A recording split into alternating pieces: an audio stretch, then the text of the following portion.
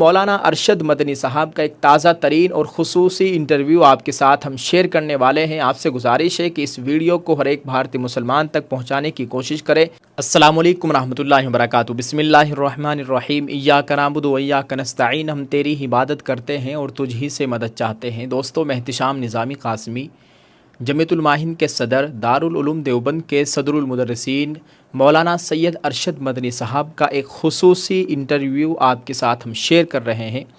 बहुत अहम बातें मौलाना अरशद मदनी साहब ने कही है भारतीय मुसलमानों के ताल्लुक़ से।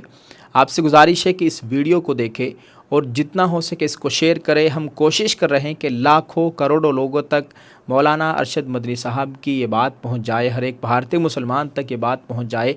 आप इसमें हमारा साथ दीजिए, इस वीडियो को ख़ुद भी देखें और तमाम लोगों के साथ, सभी भारतीय मुसलमानों के साथ इस वीडियो को शेयर करने की कोशिश करें।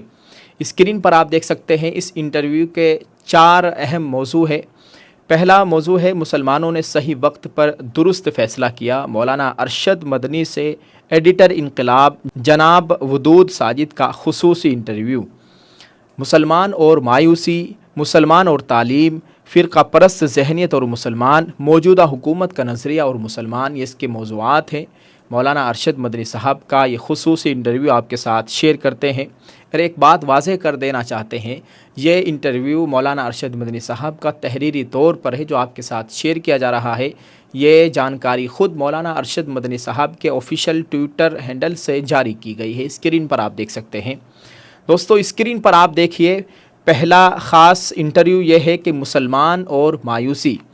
मुसलमान कभी मायूस नहीं हो सकता। इस खामोशी का सबब यह है कि फ़िरका परस्त ज़हनियत ने हिंदुस्तान के वोटर्स को 2 हिस्सों में तकसीम कर दिया है और इसी सूरत हाल को अपनी कामयाबी का बुनियादी पत्थर समझ लिया है। बाशऊर मुस्लिम तबक़ात ये समझते हैं कि जिस आग को जलाया गया है, अगर कहीं एक आध हर्फ भी इधर उधर हो गया तो इस आग को बढ़ाने के लिए उन्हें एक ज़रिया मिल जाएगा।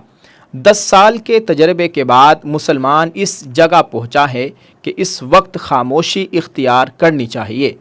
अगर मुसलमान मायूसी का शिकार होता तो वो खामोशी से अपने घर बैठता, इलेक्शन में बढ़ चढ़ कर हिस्सा ना लेता। वोट डालने के लिए मुसलमानों को कतार अंदर कतार देखा गया।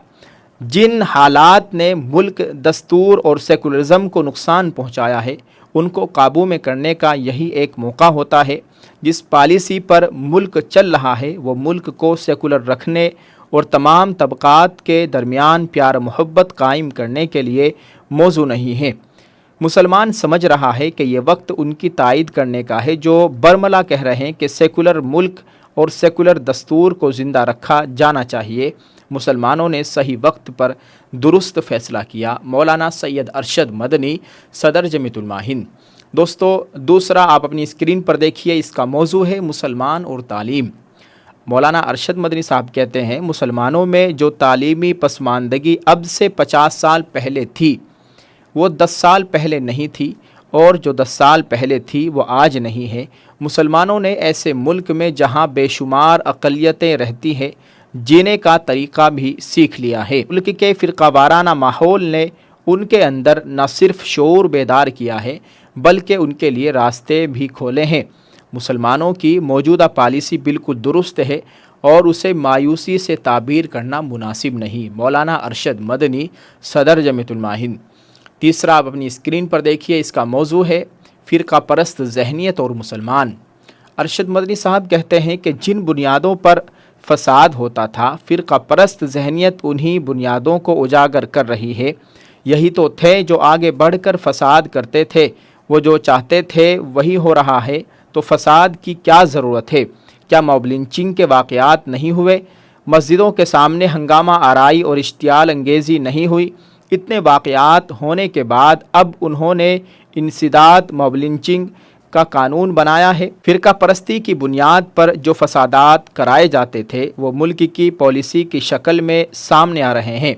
मुसलमानों को मजहबी, माली और जानी नुकसान पहुंचाया जाता रहा है।